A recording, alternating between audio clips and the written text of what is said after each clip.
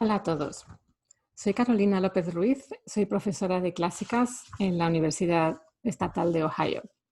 En primer lugar, gracias a Isabel y Araceli por darme la oportunidad de compartir con todos vosotros mi interés en una inscripción muy curiosa que tiene una inscripción bilingüe griega y fenicia y una imagen también de lo más curioso. Como Araceli se acordará, fue de su mano que empecé a interesarme por las inscripciones que mencionaban a personas de origen semítico, fenicio, sirio-palestino, etcétera, en griego. Así que es una ocasión especial también eh, para compartir este interés, precisamente por invitación de Araceli. Bueno, me voy a minimizar y os veré al final. Como veréis, la inscripción tiene tres partes, una inscripción funeraria en griego, una inscripción en fenicio, que es como su espejo, digamos, y luego, debajo de la iconografía, una descripción de la imagen, que es un epigrama explicativo, digamos, además en verso. Pero bueno, esto para abrir boca, os voy a dar un poquito de contexto. Primero, bueno, la publicación de la inscripción, de las inscripciones. Aquí están las referencias en los corpus de inscripciones griegas y también del corpus de inscripciones semíticas, y dos artículos que mencionaré que son los que han estudiado en detalle en su conjunto las inscripciones y la imagen. Como a modo de telón de fondo, pues nada, solo recordaros lo que probablemente muchos sabéis, que los fenicios eran un pueblo de origen cananeo, de las ciudades que hoy serían el Líbano y norte de Israel. Después del siglo X empezaron su dispersión por todo el Mediterráneo realmente y parte del Atlántico, con unas redes comerciales muy amplias y coloniales también. Las primeras colonias, entre ellas Cádiz, Cartago, Motia, Kition en Chipre, pues datan de finales del siglo IX, quizá incluso un poco antes. En fin, los fenicios eran grandes navegantes y comerciantes, pero los griegos mismos también reconocieron su importancia como transmisores de cultura, empezando por el alfabeto mismo. Aunque no formaron colonias formales en el Egeo, sabemos gracias a la arqueología y a las fuentes historiográficas y literarias que debieron vivir con bastante proximidad entre griegos en pequeñas comunidades de comerciantes y artesanos desde muy pronto. En Creta, por ejemplo, probablemente desde el siglo IX o antes. En Atenas y en el Pireo, en particular, tenemos testimonios epigráficos de época clásica, también en Delos y en otros lugares ya de comunidades más formales.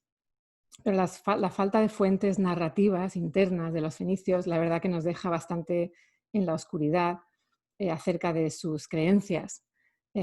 Así que esta inscripción en ese sentido es particularmente interesante. Nuestra inscripción es una lápida funeraria encontrada en el siglo XIX en el cementerio de Atenas, el cerámico. La fecha no es segura, pero la mayoría de los expertos que la han estudiado la datan entre la mitad del siglo IV y principios del siglo III, digamos. La inscripción tiene dos partes, como vimos, el epígrafe funerario en dos lenguas y después la explicación más larga de la imagen, el epigrama. Bueno, pues la inscripción fenicia está debajo de la griega, entonces la griega vamos a leerla primero de izquierda a derecha, como estamos acostumbrados. Dice: Antípatros, hijo de Afrodisios, el asquelonita. Domsalos, hijo de Domano, el sidonio, dedicó, se entiende, esta estela.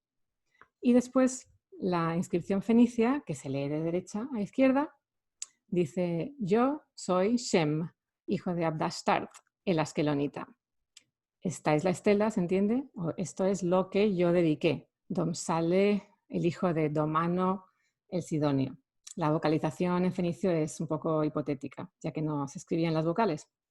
La dedicatoria no deja duda de la identidad del difunto. Por nombre, el patronímico, el lugar de origen, es como se identifica, como es típico de inscripciones funerarias fenicias. Un tal Shem, hijo de un tal Abdastart, de la ciudad siro-palestina de Ashkelon, que hoy estaría en Israel, pero estaba dentro de la esfera de influencia fenicia, y aquí claramente se la considera fenicia. E igualmente la identidad del dedicante, también como fenicio, un tal Domsale, hijo de un tal Domano de Sidón. Algunas de las inscripciones, algunas notas sobre la inscripción griega vale la pena apuntarlas aquí primero, antes de meternos en la descripción de la imagen. Una cosa a notar es que los nombres se traducen o se trasladan más bien desde el fenicio al griego, parece ser. En primer lugar tenemos el nombre de Shem o Antípatros, hijo de Adastart, que encuentra su equivalente en el griego, Antípatros, hijo de Afrodisios. La relación entre Shem y Antípatros no es tan clara, no es una traducción clara. Shem significa nombre en fenicio y probablemente es la abreviación de un nombre más largo. En todo caso indica quizá genealogía, el nombre de un dios o del padre, mientras que Antípatros también contiene el nombre padre en él. Así que eso es un poco lo que tienen en común, pero no es una traducción clara. En cambio, el nombre Afrodisios y Abdastart realmente son un espejo el uno del otro. Ambos son nombres teofóricos que contienen respectivamente el nombre de la diosa Afrodita en griego y de Astarte en fenicio. Es muy curioso notar que Heródoto mismo transmitió la tradición de que Afrodita había venido de Sirio-Palestina, traída por fenicios, precisamente de Askelón. Los nombres de la segunda línea simplemente no se traducen. Vemos que se adaptan, digamos, al griego, fonética y morfológicamente, lo cual muestra el dominio de ambas lenguas por parte del dedicante. Otra cosa curiosa es la ausencia del dativo como objeto de anece, que dedicó, en vez de poner la estela, se sigue la fórmula fenicia donde no se indica, sino que se usa el digamos, el relativo, aquello que dedicó, ash, con el ash, que es el relativo. Esta dedicatoria no solo es bilingüe, por tanto, sino bicultural y refleja la integración dentro del Ática de la comunidad fenicia, que especialmente tenemos documentada en el Pireo, como ya dije, una comunidad sidonia, lo cual puede estar conectado con este dedicante. Es también interesante que se usan dos nombres, entonces, ¿no? Como una traducción cultural.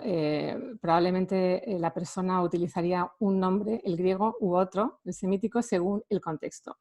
Se puede pensar en los inmigrantes asiáticos o griegos mismos en Norteamérica, cómo toman nombres anglosajones que no son exactamente una traducción ni una adaptación, sino que suenan parecido a los suyos, como Dionisios se convierte en Denis o Julian se convierte en Julia, etc.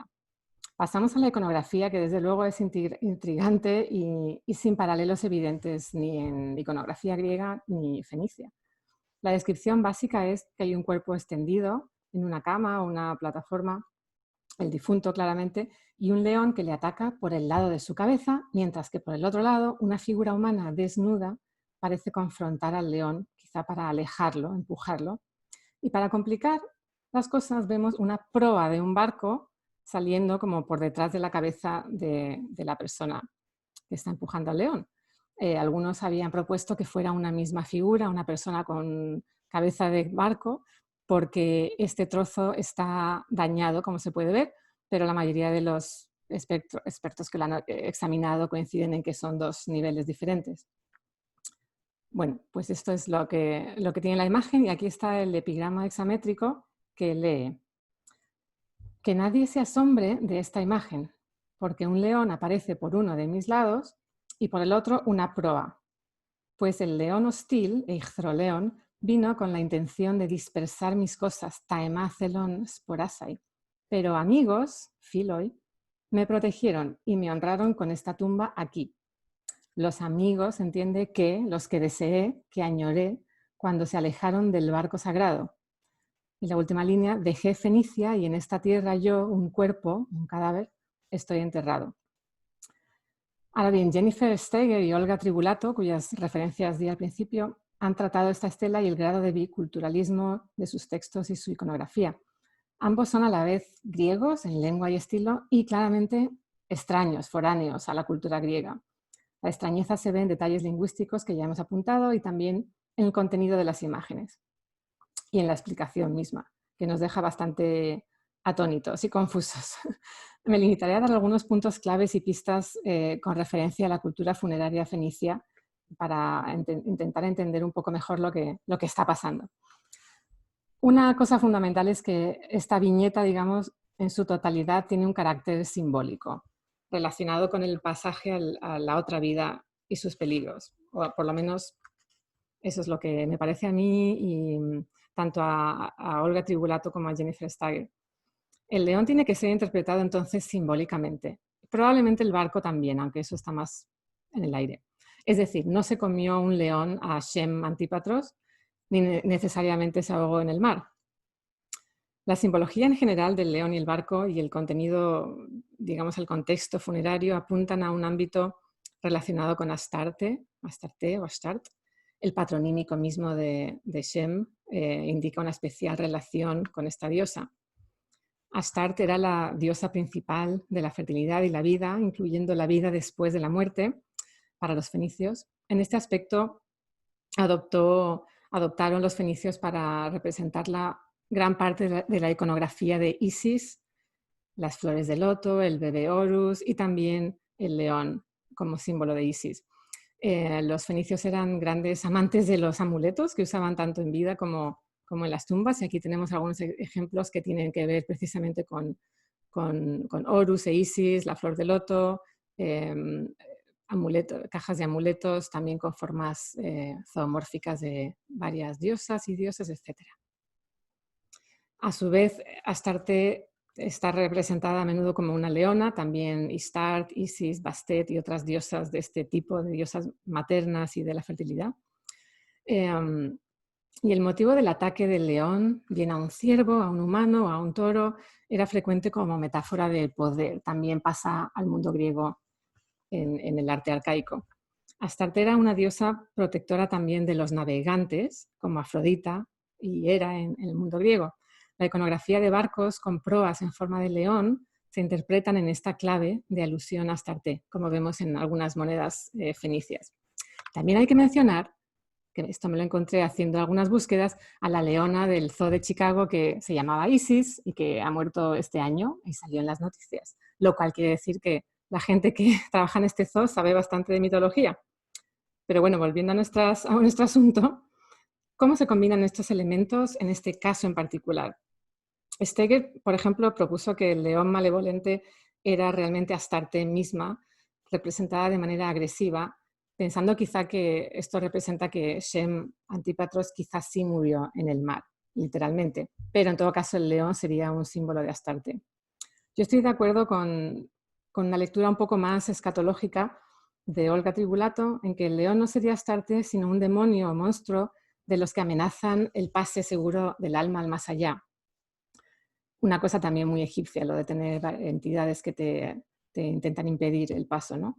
El Echthroleon en sí es un hapax, este león odioso, y puede ser una entidad específica del imaginario fenicio, ya que, como dije, tenemos muy pocos documentos realmente. Por ejemplo, en los amuletos fenicios de Ashlantash, en Siria, del siglo VII, hay varios demonios que tienen nombres muy específicos, como el gran ojo, o la estranguladora, que aparentemente es la esfinge, y así. Entonces, había todo un imaginario probablemente que no conocemos. La cuestión es, ¿quiénes son estos amigos también de Shem Antípatros? ¿Son reales? ¿Son entidades divinas o antepasados?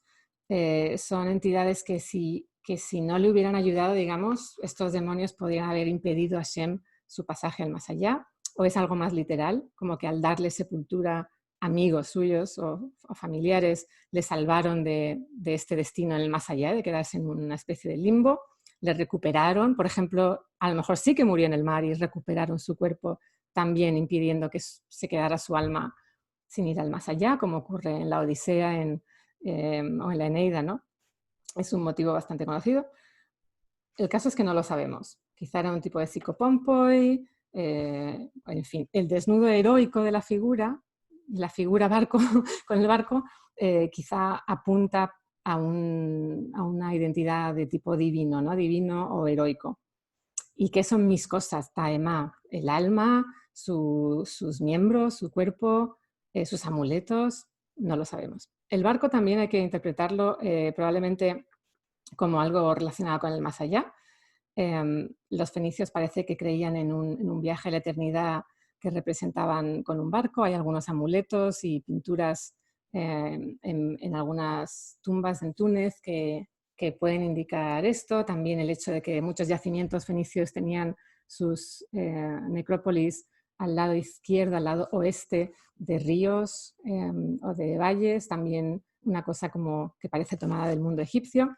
En conclusión, hay muchas incertidumbres, pero está claro que Shem Astarte, Shem Antípatros, encontró una comunidad en Grecia, en Atenas, bien si murió allí o murió por el camino o si vivía allí, parece indicar que no vivía, que estaba más bien asociado a Fenicia. En todo caso, encontró una comunidad que consiguió darle una sepultura adecuada que, por un lado, se adoptaba a su entorno en Grecia, al entorno en Grecia, y a la vez representaba bastante bien, o de alguna manera que todavía no entendemos bien, su mentalidad y sus creencias en el más allá. Así que con esto termino y bueno, deseamos que Shem Antípatros, que quizá le podemos imaginar así, tuviera un buen pase al otro lado, y a nosotros, los vivos, os deseo pues que tengáis una buena tarde y disfrutéis mucho del resto de las sesiones.